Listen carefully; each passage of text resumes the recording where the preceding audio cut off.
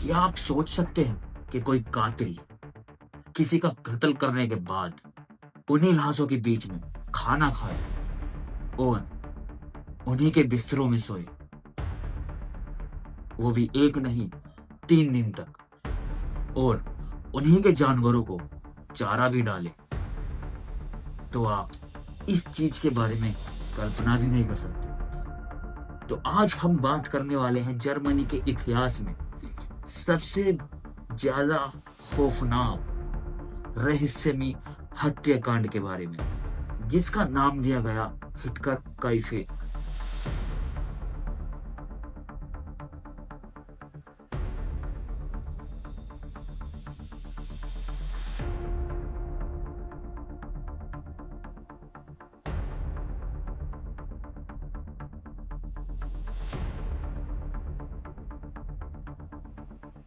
उन्नीस सौ 22 की एक सर्द रात और एक सुनसान फार्म हाउस के 6 लोगों की बेरहमी से हत्या। लेकिन खौफनाक बात यह नहीं थी कि उन 6 लोगों की हत्या हो गई। खौफनाक तो वो 3 रातें थी जिस कातिल ने उनका 6 लोगों का कत्ल किया। उस हत्यारे ने उन्हीं 6 लोगों की लाशों के बीच में 3 रातें बिताई। जब पुलिस वहां पहुंची तो चूल्हे में ताजी राख थी, किसी ने खाना खाया हुआ था और बिस्तर पर किसी के सोने के निशान थे, जबकि पूरा परिवार खलिहान में लाश बनकर पड़ा हुआ था। गुरुवर परिवार का ये फार्म हाउस म्यूनिक के घने जंगलों के बीच में था। 63 साल का एंड्रियस ग्रोवर अपनी पत्नी, विधवा बेटी विक्टोरिया और 2 छोटे बच्चों के साथ वहां रहता था। लेकिन कत्ल से कुछ दिन पहले मौत ने वहां दस्तक देनी शुरू कर दी थी। पहली घटना यह थी कि पुरानी नौकरानी ने यह कहकर घर छोड़ दिया कि वहां भूत है। उसने दावा किया कि छत से लगातार चलने की और फुसफुसाने की आवाजें आती।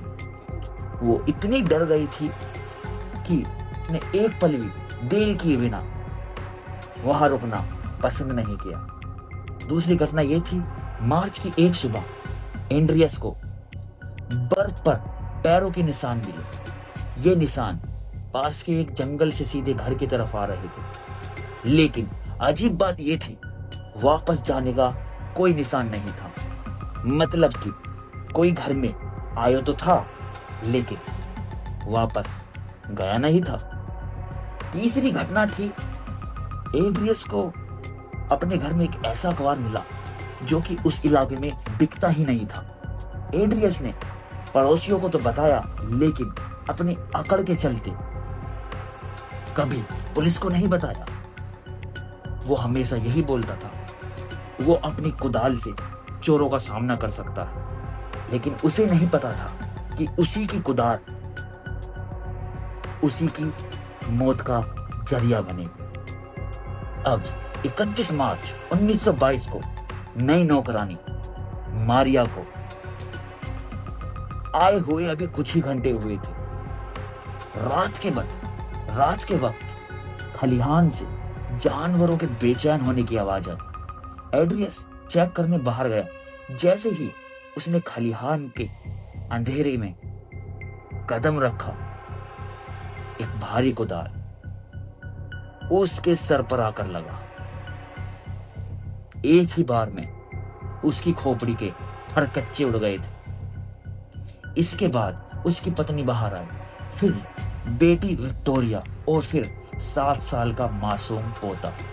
कातिल ने एक एक करके चारों को उसी खलिहान में बुलाया और मौत की नींद सुला दी। लाशों को एक के ऊपर एक ढेर करके रख दिया और उन्हें भूसे से ढक दिया। लेकिन दरिंदगी अभी खत्म नहीं हुई थी। कातिल घर के अंदर गया। उसने पालने में सो रहे 2 साल के बच्चे जोसेफ को भी मार दिया और फिर उसके बाद नौकरानी मारिया के कमरे में गया और उसको भी खत्म कर दिया। अब शुरू होता है इस कहानी का सबसे बीमार कर देने वाला हिस्सा। अगले 4 दिन तक दुनिया को लगा कि सब ठीक है। पड़ोसियों ने चिमनी से धुआं निकलता देखा, कुत्तों को बंधा हुआ सुरक्षित पाया, किसी ने खिड़की से साय को चलते हुए देखा। लेकिन जब 4 अप्रैल को लोग अंदर घुसे तो सच सामने आया। कातिल ने उन 3-4 दिनों में घर के किचन का पूरा ब्रेड और मीट खा गया। उसने गाय का दूध निकाला ताकि वो चिल्लाए नहीं। उसने रात को आराम से आग जलाई और आराम से सोया। जरा सोचिए, वह इंसान कितना संकी होगा जो 6 लाशों के बीच बैठकर अपनी भूख मिटा रहा था। जब लाशों का पोस्टमार्टम हुआ तो एक और भयानक बात पता चली। 7 साल की किजेलिया तुरंत नहीं मरी थी। वह अपनी माँ और दादा की लाशों के पास भूसे में कई घंटों तक तड़पती रही। एक 7 साल की बच्ची लाशों के ढेर के बीच में है। सोचो, वो अधमरी है, तड़पती रही। उस 7 साल की बच्ची को क्या महसूस हुआ होगा। वो कई घंटों तक तड़पती रही। सदमे और दर्द में उसने अपने ही सिर के बाल नोच लिए थे। वो इतनी बेचैन थी कि वो अपना दर्द जाहिर नहीं कर सकती, पागल हो चुकी थी। अगर कोई उसे बचाने आता तो शायद वो बच भी जाती,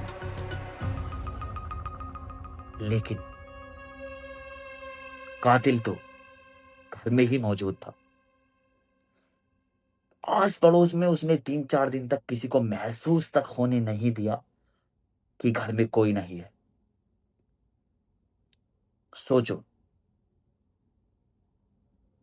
तुम्हारे आस पड़ोस में किसी का कत्ल हो जाता है, पूरा फैमिली खत्म हो जाती है, लेकिन तुम्हें भनक तक भी नहीं लगती कि तुम्हारे आस पड़ोस में किसी का कत्ल हो चुका है। और 3-4 दिन तक कातिल वही घर में रहकर उसी का खाना खाता है, उसी की भैंसों को चारा डालता है, वहीं सोता है।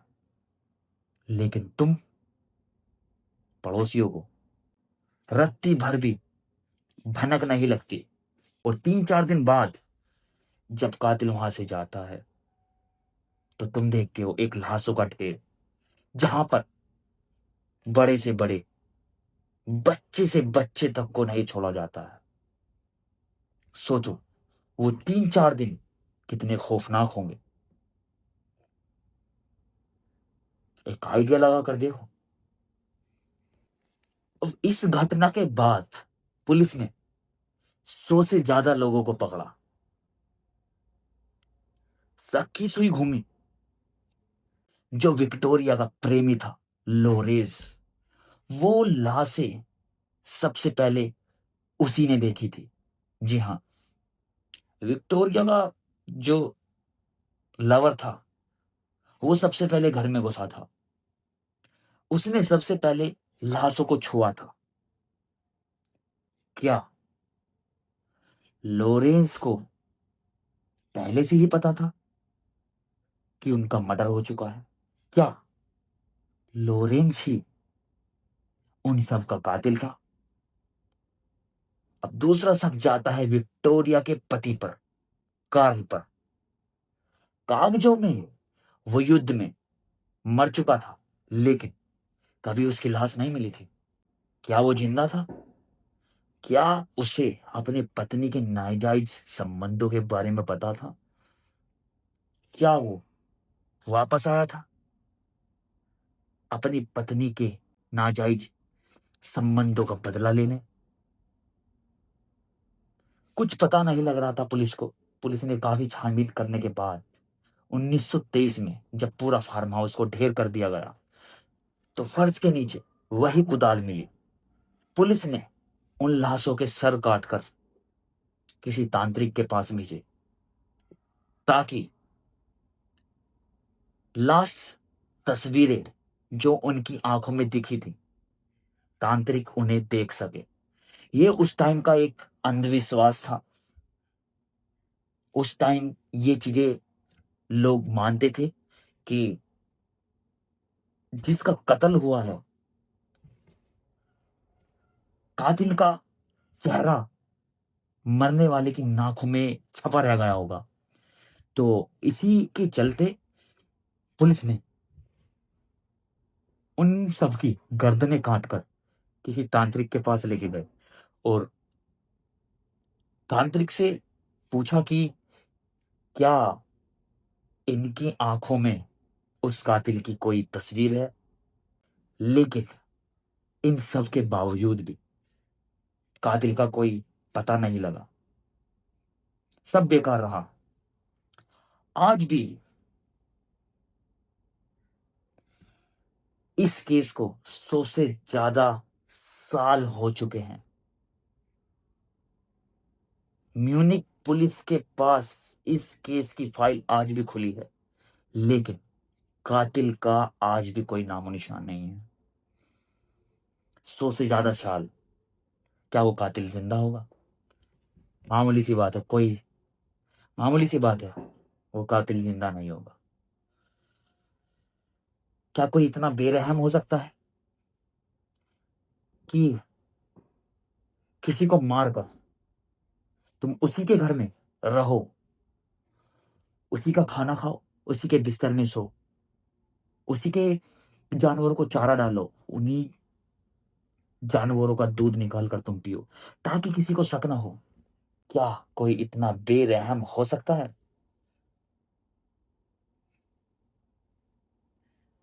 मैं हमेशा तुमसे बोलता हूं, मैं तुम्हें हकीकत का सामना दिखाता हूं।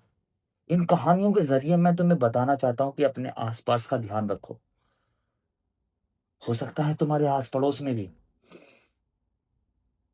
ये सब चल रहा हो, लेकिन तुम्हें कानो कान तक खबर नहीं हो। मामूली सी बात है। हमेशा बोलता हूं अपने आसपास का ध्यान रखो। मैं तुम्हें हकीकत से सामना कराने आया हूं। दुनिया इस टेक्नोलॉजी की दुनिया में, एआई की दुनिया में गुम चुकी है, अपने आसपास को भूल चुकी। दिखता है तो उनको बस एक चीज दिखती है, टेलीफोन, स्क्रोलिंग। मैं कहता हूं इस दुनिया से बाहर आओ, बाहर की दुनिया में आओ।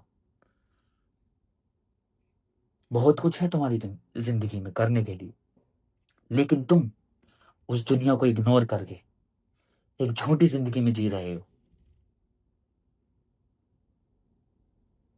तुमने अपने आसपास देखना छोड़ दिया है। क्या यही सच है? मैं तुम्हें हकीकत से सामने कराने आया हूं।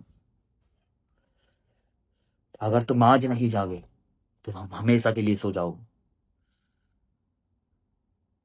ये कहानी सिर्फ एक कहानी नहीं थी, ये एक सच्चा किस्सा था। मैं तुमसे एक बात बोलता हूं, हमेशा अपने आसपास का ध्यान रखें। तुम्हारे आस पड़ोस में क्या चल रहा है उसका ध्यान रखें। अगर तुमने थोड़ी भी चूक की तो हो सकता है तुम्हारे साथ या तुम्हारे पड़ोसियों के साथ ऐसा ही हाल हो सकता है। तो हमेशा अपने पड़ोस में या अपने पड़ोसियों के बीच में या अपने साथ हमेशा ध्यान रखें कि कोई अनजान तो नहीं है या कुछ अजीब तो नहीं है। अगर तुम्हें ऐसा लगता है तो एक्शन लीजिए, पूछताछ कीजिए। हो सकता है कुछ अजीब हो सकता है तुम्हारी वजह से किसी की जान बच सकती है। लेकिन आज के टाइम में अगर कोई मरा हुआ रोड पे पड़ा भी है ना, तो सबसे पहले ये फोन निकलता है उसकी वीडियो बनाने के लिए। क्या ये वीडियो उसकी जान बचाएगी? नहीं। क्यों क्यों नहीं आगे जाते लोग? क्या इंसानियत तुम भूल चुके हो? क्या भूल चुके हो तुम इंसानियत? आज तुम किसी के साथ नहीं खड़े हो तो कल को तुम्हारे साथ कोई नहीं खड़ा है। मैं तुमसे हकीकत से यही बात बोलूंगा। मैं सिर्फ एक आवाज हूं। मैं तुमसे बता सकता हूं, एक्शन लेना तुम्हारी जिम्मेदारी है।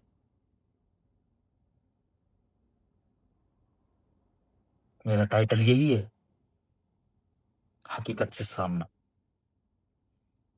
मैं तुम्हें हमेशा हकीकत से सामना कराता रहूंगा। तो अगर आपको ये वीडियो पसंद आई हो, लाइक का बटन दबा दीजिए। कमेंट में बताइए आपके हिसाब से कातिल कौन था। क्या उसका पति या उसका बॉयफ्रेंड?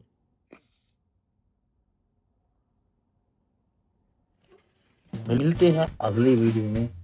ऐसे ही कंटेंट देखने के लिए फॉलो करो, सब्सक्राइब करो, वीडियो पसंद आई हो लाइक करो। और अगर तुम्हें मुझसे जुड़ना है या तुम्हें मुझे अपनी कोई रियल कहानी बतानी है, मेरी ईमेल पे मुझे मैसेज कीजिए, मुझे अपनी कहानी बताइए। मैं आपसे कांटेक्ट करूंगा, आपको वीडियो में लाऊंगा, आपकी कहानी को लोगों को सुनाऊंगा। तब तक के लिए सावधान रहिए, सतर्क रहिए और अपने आस पड़ोस का ध्यान रखिए।